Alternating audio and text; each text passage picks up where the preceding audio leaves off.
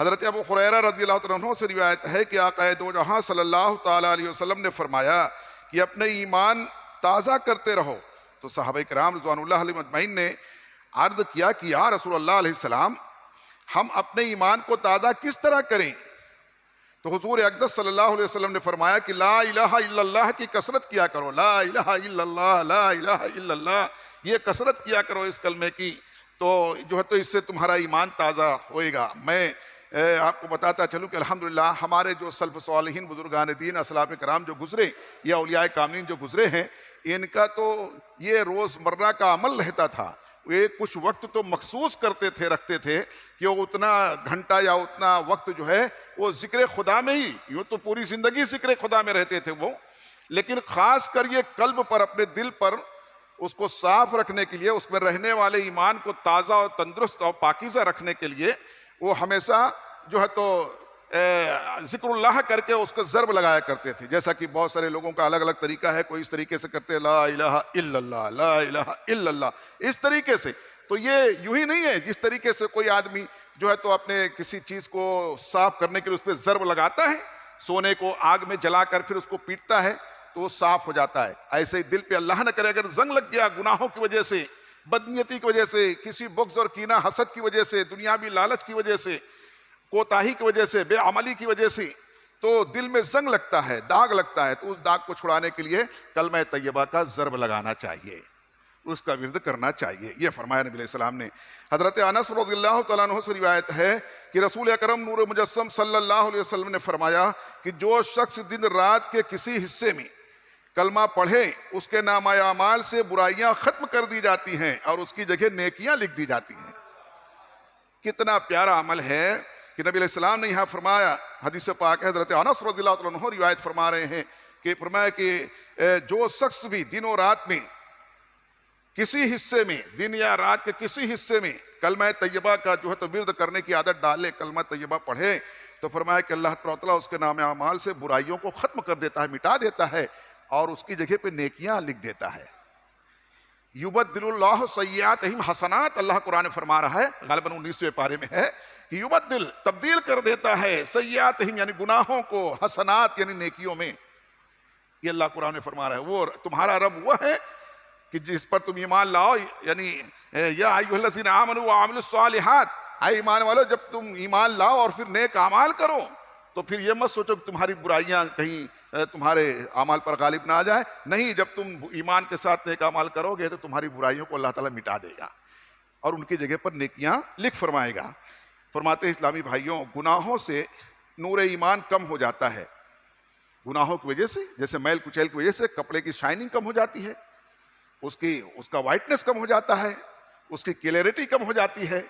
भले से नया कपड़ा है लेकिन अगर वो गंदा हो गया, कई रोज से आदमी पहना, साफ नहीं किया, लापरवाही किया, तो उसकी शाइनिंग खत्म हो जाती है। फरमाया कि इस तरीके से मेरे भाइयों, ईमान, नूर ईमान कम हो जाता है गुनाहों की वजह से, गफलत की वजह से, और ईमानी कुव्वत कमजोर हो जाती है। ईमान की कुव्वत भी, ताकत भी कमजोर हो जाती है।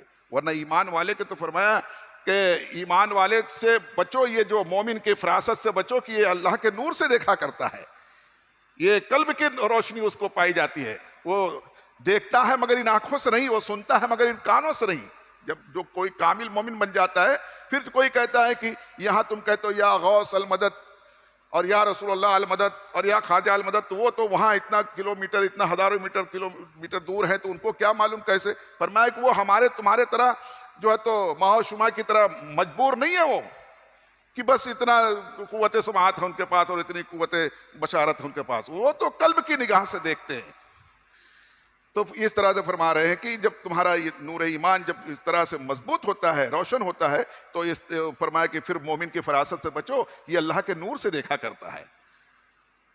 कि नबी अलैहिस्सलाम ने फरमाया, एक वक्त आका अलैहिस्सलाम ने जमात फरमाई, नमाज हो गई, उसके बाद आका अलैहिस्सलाम ने मुड़ करके कहा, क्या हाल है उन लोगों का जो रुकू सुजूद में अपनी पीठ को सीधा नहीं करते हैं। लोग हैरत ज़दा हो गए, अरे आप तो इमामत फरमा रहे थे, आगे पीछे किसकी पीठ सीधी हुई नहीं हुई। तो लोग हैरत से, या रसूलुल्लाह अलैहिस्सलाम, हमने तो हमारे समझ में नहीं आया, उन्जुरना या रसूलुल्लाह, हम पर नजर करम करें, आप क्यों कर ये फरमाते हैं। इस तरीके से पूछा तो नबी अलैहिस्सलाम ने फरमाया कि लोगों सुनो, मैं जिस तरीके से आगे देखता हूं वैसे पीछे भी देखता हूं। ये है। तो उसी जो है तो नबी की इत्तिबा करने के लिए हमें हुक्म दिया गया है कि उस नबी की इत्तिबा करो, फिर देखो अल्लाह कैसे तुमको चुन लेता है, कैसे चुन लेता है, कैसे उचक लेता है। अरे जिस तरीके से हमारे ख्वाहिशात और अरमान है, हम कोई सामान खरीदने जाते, छोटा फ्रूट वगैरह ही लेने जाते तो चुन चुन के लेते हैं ना, ऐसे ही थोड़ी थैले में डालिए लेके चले आए। तो अल्लाह भी तमाम अपने बंदों में से चुनता है, जो उसको पसंद आ जाता है उसको चुन लेता है। हम इस वक्त यहां बैठे, हमें अल्लाह ने चुना है इतनी देर के लिए, समझ जाओ, वरना किसको तौफीक है। आज की इस मसरूफियत वाली दुनिया में भला कौन बैठे मस्जिद में, कौन बैठे? बस या तो मोमिन बैठे या खुदा जिससे चाहे। तो अर्ज कर रहा था कि फरमाया गया है कि कलमा तैयबा का विर्द कसरत से करो ताकि कुव्वत ईमान बरकरार रहे और गुनाह खत्म हो जाएं। हदीस शरीफ में है कि जब कोई शख्स गुनाह करता है तो उसके दिल पर एक निशान पड़ जाता है, काला निशान पड़ जाता है। जब कोई गुनाह करता है दिल पर एक छींटा, गुनाहों की वजह से एक दाग पड़ जाता है, एक दाग पड़ जाता है। और फरमाया कि अगर वो अल्लाह का जिक्र करके तौबा करे तो वो निशान खत्म हो जाता है। अल्लाह का जिक्र करके तौबा और इस्तगफार करे, फरमाया कि वो निशान जो गुनाह की वजह से पड़ा था वो खत्म हो जाता है, वरना वो निशान काला ही रहता है, वरना वो निशान पड़ा ही रहता है, दाग लगा रहता है। यहां तक कि फरमाते फिर जब वो दूसरा गुनाह करता है तो एक दाग और पड़ जाता है, 2 हो गया, अब वो छोटे से बड़ा हो गया, और गुनाह किया तो और बड़ा हो गया। अगर वो तौबा में गफलत किया, जिक्र खुदा से दूर रहा और गुनाह में पड़ा रहा, तो गुनाह गुनाह गुनाह उसको पूरे गुनाहों के छींटे जो है उसके दिल को काला कर देंगे, जंग आलूद कर देंगे। फिर उसका दिल स्याह हो जाएगा, फिर उस पर नेकी की दावत का असर नहीं पड़ेगा,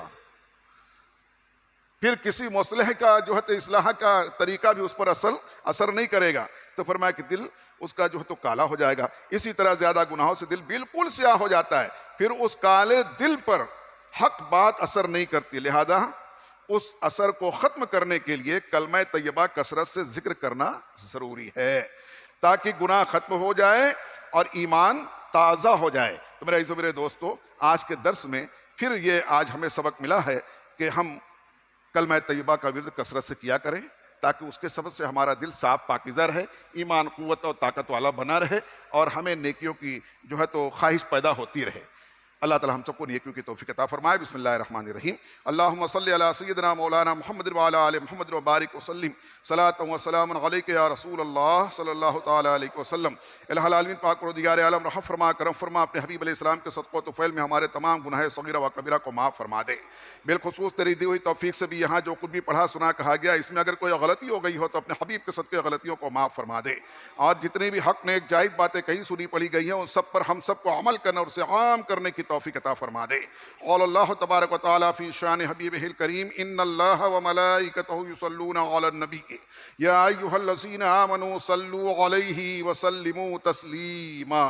अल्लाहुम्मा सल्लि अला मुहम्मद व अला आलि मुहम्मद व बारिक वसल्लिम सलातन व सलामुन अलैका या सय्यदी हबीबी या रसूल अल्लाह। सुब्हान रब्बिका रब्बिल इज़्ज़ति अम्मा यसिफून व सलामुन अलल मुरसलीन वल्हम्दुलिल्लाहि रब्बिल आलमीन। अस्सलामु अलैकुम व रहमतुल्लाह।